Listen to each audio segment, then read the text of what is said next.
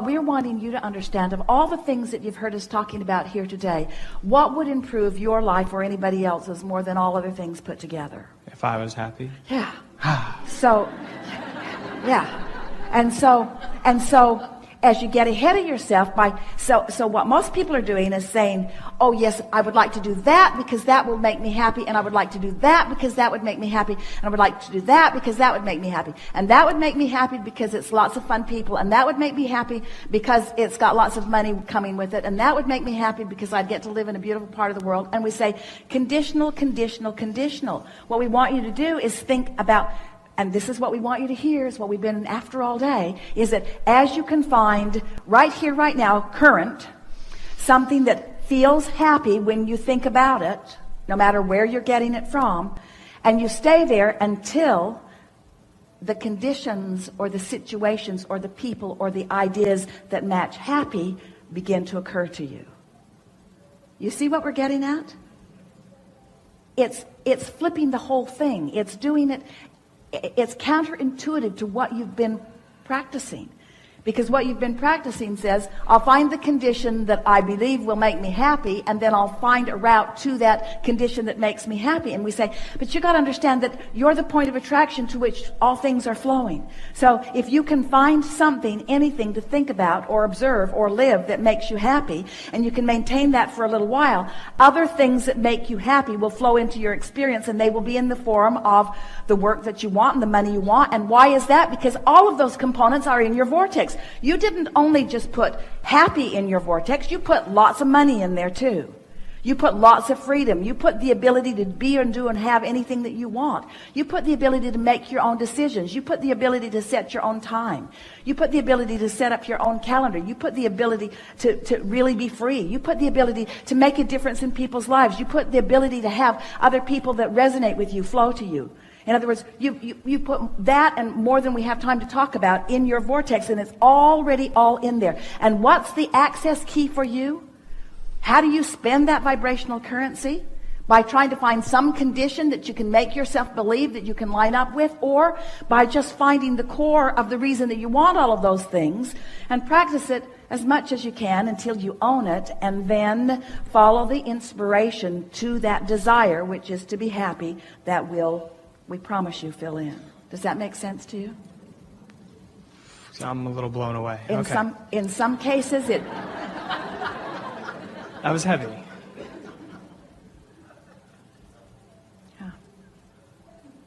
Yeah. And you think you're blown away now.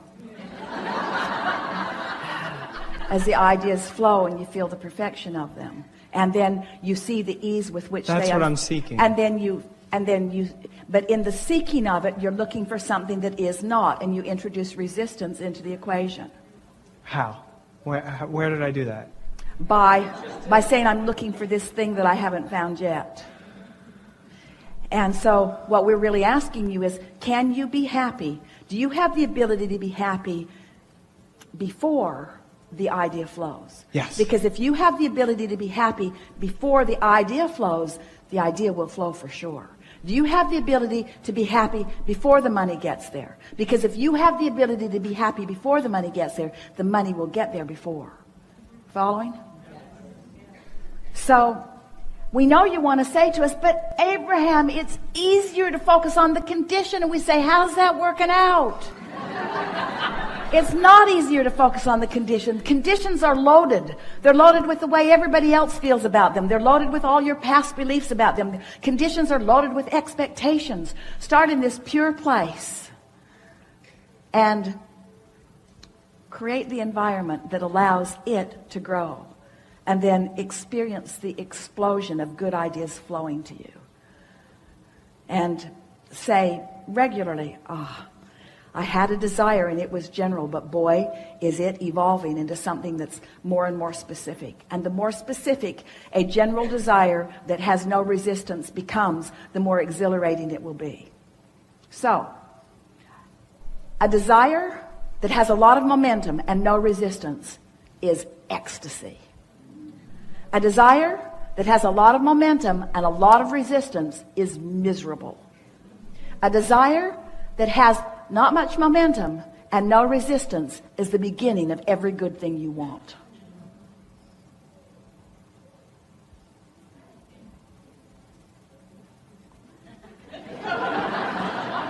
And a conditionally programmed world, so they say, what are you looking for in life? Happy? Oh yeah, what else?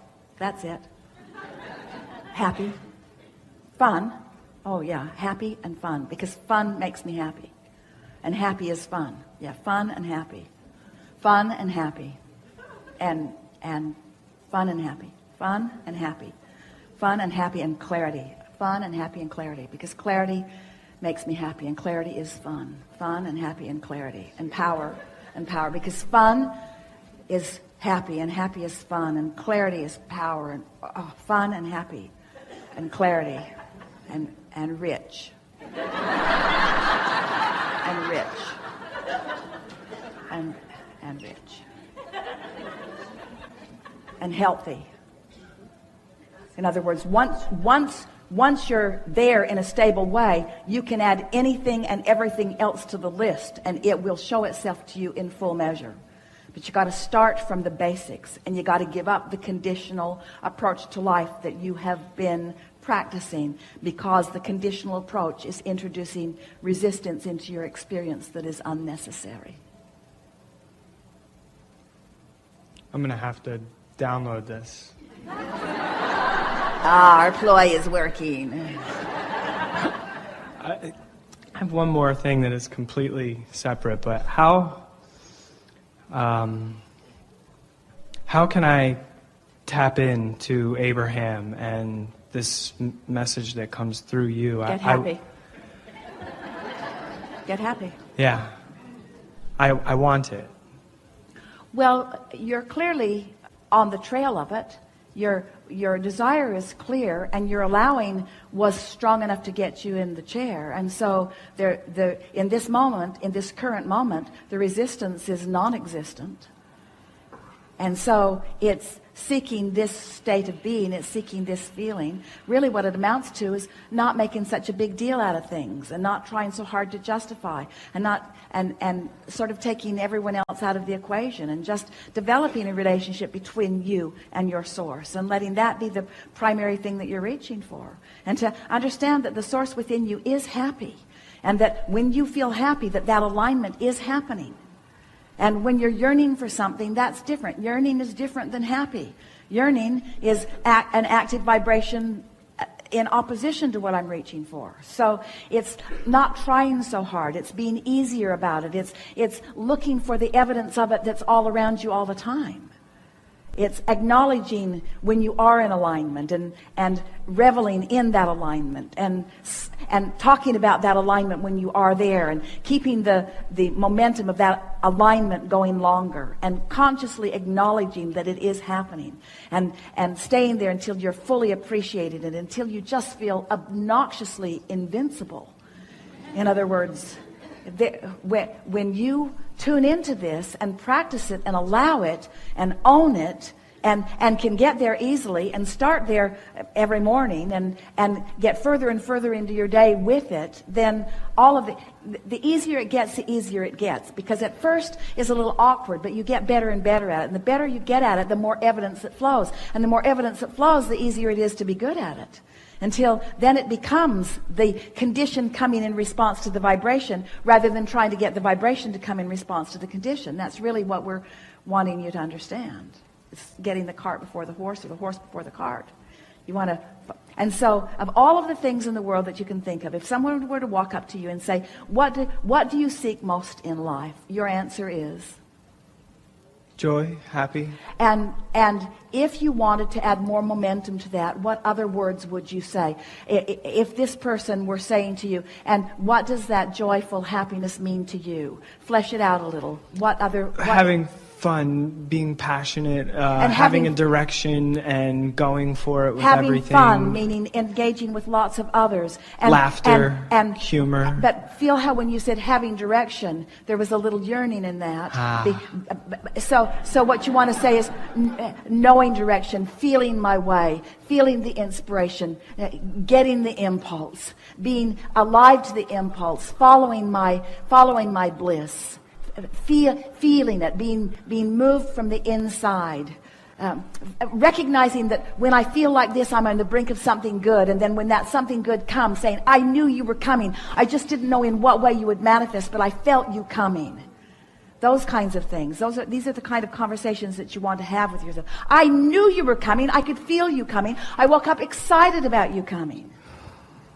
Jerry and Esther were in this neighborhood a few years ago, and they were on their way to what they considered to be their favorite restaurant in the area, and driving down the freeway. And all of a sudden, Jerry said, let's go to this restaurant instead. And Esther was driving, and all of a sudden, she needed to exit like now.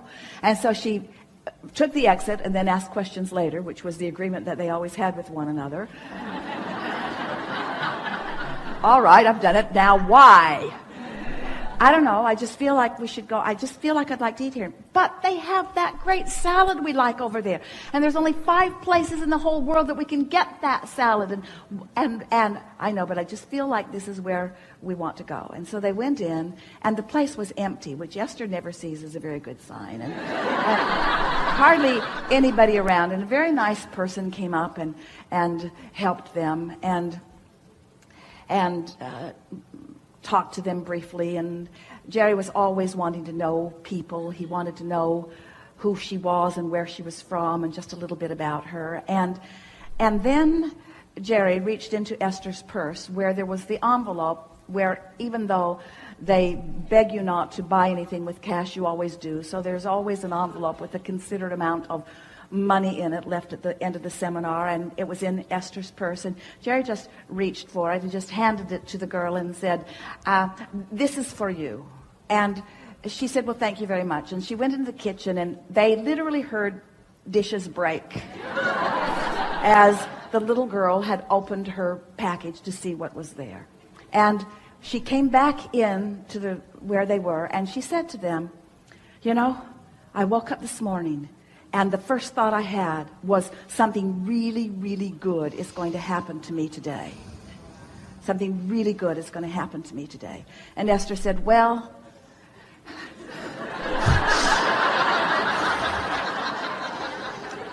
apparently Jerry was part of that process, because I wanted to go over there, and he wanted to come over here. And then she said, my roommate moved out this week unexpectedly, and my rent is due tomorrow, and I did not know how I was going to pay it. And Jerry said, if you had told us that story first, we wouldn't have given this to you. Because the more she tried to justify the gift that she had received, the more her energy became contradicted from the purity that it was. When she had awakened that morning and said, something really good is going to come to me today, you see. And so you are in co-creative harmony with people all over the planet. And there are people who are ready for you, and you are ready for them. And when you are deliberately readying yourself, doing it on purpose, and then you are wise enough to follow the feeling of that, before you know it, you're just rendezvousing. Esther loves playing with her little kids, her little grandchildren, because they know something that most of the big people that Esther plays with have forgotten. They know that it's always supposed to be fun. Not just a little fun now and then not fun, and then a little more fun and then not fun. Always fun. Always fun no matter what. Always fun. Fun and then more fun and then more fun and then more fun and then some more fun and then more fun and then more fun and then some more fun and then more fun and then more fun. And sometimes it's fun to even think about the fun that we're going to have while we're having the fun that we're having right now. In other words, no point to ever get into a fun lag. There's no reason to ever get into a fun lag, because they are young enough to still see that the universe will continue to deliver to them one thing after another, after another, after another, after another. But if you've been living some conditional life, then the universe is giving you this not fun, and this a little more fun, and this not fun, and this not fun, and this a little more fun. You're having a sort of jerky ride. It's supposed to be fun, clarity, fun, fulfillment, fun, satisfaction, fun, interesting, fun. Good feeling. Yeah. Good enough? Enough?